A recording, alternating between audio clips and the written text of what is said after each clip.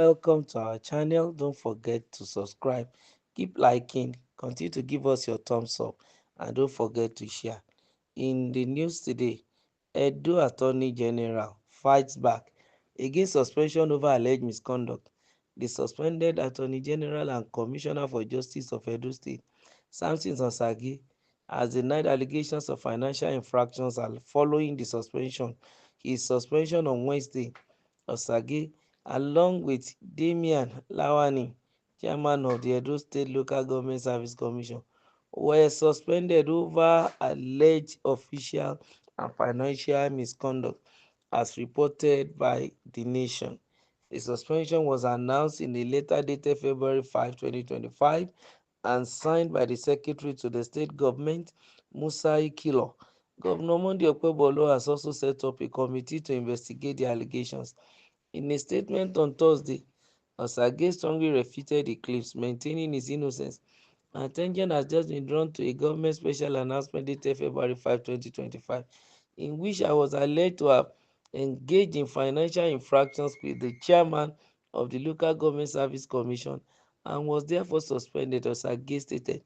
He further asserted, "Let me state unequivocally that I am not and have not been involved in any financial dealings with anyone, nor have I committed any financial infraction. I was also not confronted with these allegations before my suspension was announced." Osage expressed confidence in clearing his name, vowing to defend himself against the accusations. "I am fully prepared to prove my innocence and protect my hard-earned reputation, which I have built over the years," he added. The suspension and ongoing investigation come amid heightened scrutiny of government officials in Edo State, as Governor Okphebholo continues efforts to ensure transparency and accountability in his administration. Yes, there is freedom of fair hearing. There's the need for this man to be given a fair hearing, if at all what he is saying is the reality. The government has every right to sack, to fire, and to hire.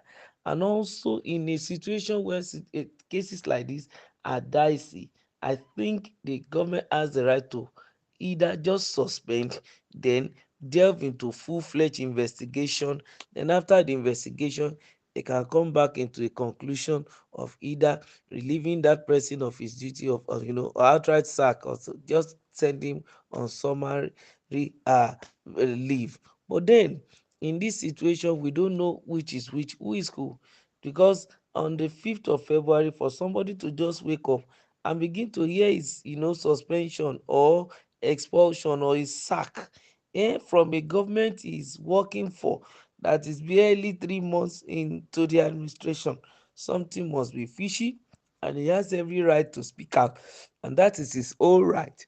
He has every right to also defend himself.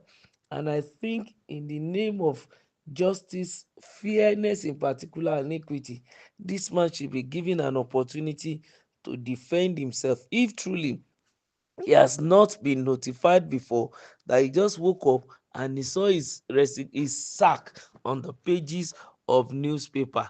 I think the government needs to go through the proper channel, especially when they want to relieve somebody of their duty. At least you consulted this person before you hired the person, and then after the consultation there were recommendations. So if you are going to also terminate his contract, I think the onus lie on the government to also call him and say, "Look, we are terminating this contract based on this reason, except there has been some agreement about the termination without notice," which you also have some, of course, incentive that have to go along with it. And I don't think in this situation, in the government setting as of today, the government that is barely up to 5 to 6 months old in office will just decided to terminate the appointment of a newly elected, or say, is this elected or appointed public official? No, I don't think so. So it's expected that the man can decide to go to court or to go and see his boss one on one. That's the person of Governor Monday Okphebholo, and speak with him.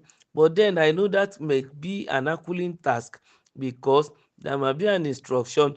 Since he has been kicked out and booted off, he might not be given the opportunity of seeing the government again. But if he is still in the administration as a current executive office holder, of course he is going to enjoy the free access to the governor. But then in this situation, we don't know. We are still keeping our fingers crossed. But if at all this man is speaking the truth, of course, whether the government gives you chance to prove yourself or not, don't worry, austerity will surely prove you right. That's just the reality. And then the other person who is in charge of the local government ministry, that is also accused of financial infraction along with this particular attorney general and the commissioner for justice. Of course, as the chairman of local government service commission, that man too can also help to shed more light on the situation and the circumstance, because it shouldn't be only Mr. uh, Osage alone that should be talking.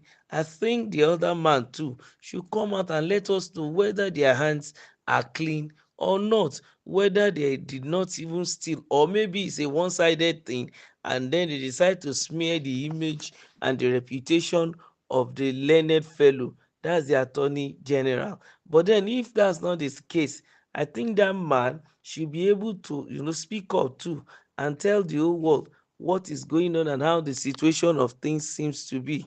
But then, while they are to be given the fair hearing in the real sense, we are not going to shy away from the singular fact that the current administration should continue to dig deep into what was handed over to him. And also, like he has said, he want to rid his government of any financial infraction, all forms of impropriety and corruption, and he wants to make sure that there is transparency and accountability in his administration. Of course, who doesn't like something good?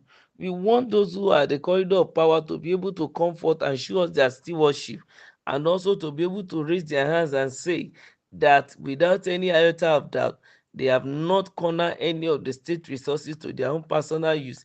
Neither have they used their goodwill offices even to attract something good to them or their relatives or their cronies. What is much more important is that at every point in time, we continue to improve in our state affairs from the good to the better, and then from better to the best, and we continue to improve on the best till we get to a good level that we know that transparency and accountability is now our flesh and blood and part and parcel of us.